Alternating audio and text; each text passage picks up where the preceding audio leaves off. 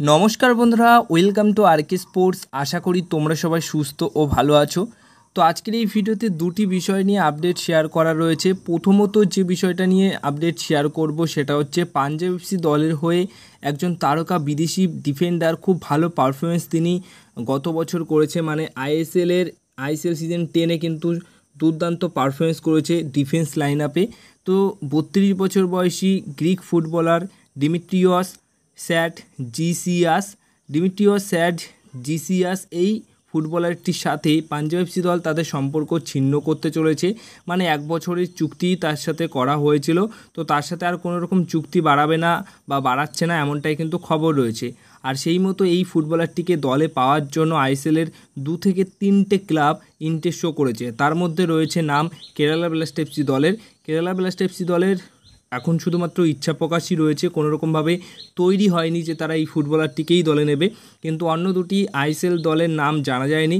তো পাঞ্জাব এফসি দলে তিনি না খেললেও আইএসএলের কোনো না কোনো দলে তিনি কিন্তু অবশ্যই আগামী সিজনেও খেলছেন।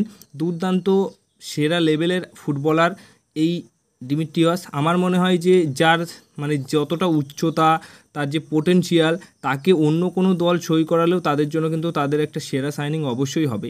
কারণ নজর কাড়া পারফরমেন্স তিনি অবশ্যই পাঞ্জাব এফসি দলের হয়ে করেছেন, যথেষ্ট ভালো একটা ফুটবলার।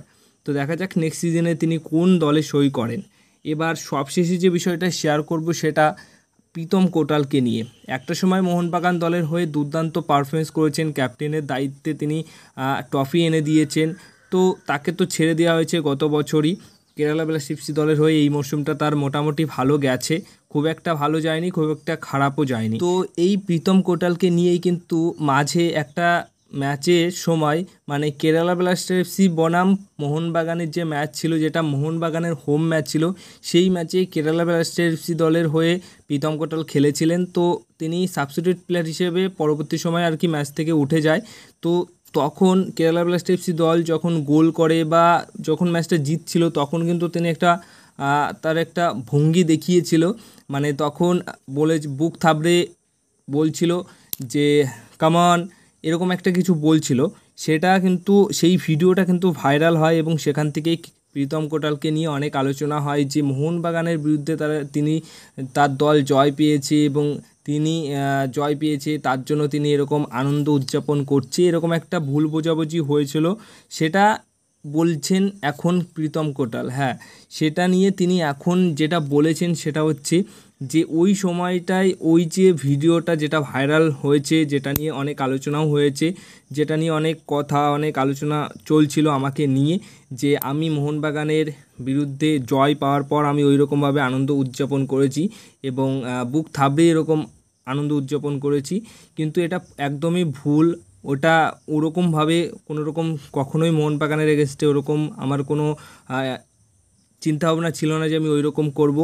আমি কেরালা ব্লাস্ট এফসি দলের হয়ে খেলছি, একজন প্রফেশনাল ফুটবলার হয়ে যখন ম্যাচ জেতে তখন তো আনন্দ উপভোগ করতেই হয়। তো সেই মতো আমার কিছু ফ্যান্স, মানে কেরালা ব্লাস্ট এফসির দলের কিছু ফ্যান্সরা গ্যালারিতে ছিল, তাদের উদ্দেশ্যেই আমি বলছিলাম যে হ্যাঁ আমরা জয় পেয়েছি, কামন, এরকম বলেছি। কিন্তু আমি কখনোই মোহনবাগান দলকে ছোট করে ওই রকমভাবে ভঙ্গি দিইনি।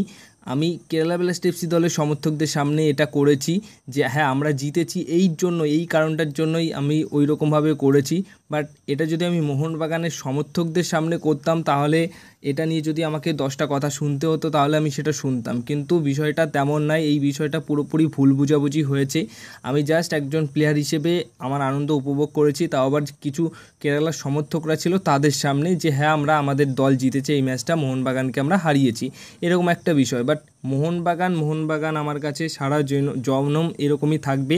একবার মোহনবাগান তো সারা জনম বা সারা জীবন মোহনবাগান, সেরকমই আমি থাকতে চাই এবং এখনও আমি সেইভাবেই আছি।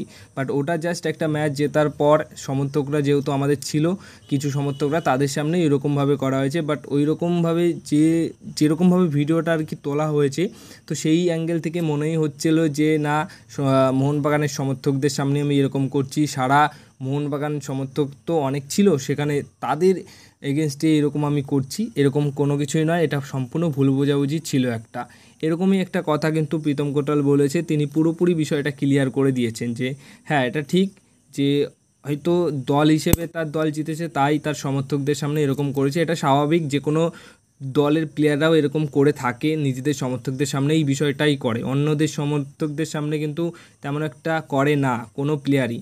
তো এই হচ্ছে বিষয়। তো এই বিষয়টাই কিন্তু তিনি পুরোপুরি ভালো করে আর কি ক্লিয়ার করে দিয়েছেন সমর্থকদের। তো এই ভিডিওতে এই দুটি বিষয় নিয়েই তোমাদেরকে বলার ছিল। তো আশা করি ভিডিওটা ভালো লাগলো। যদি তোমাদের কোনো মতামত থাকে অবশ্যই সেটা কমেন্ট বক্সে তোমরা শেয়ার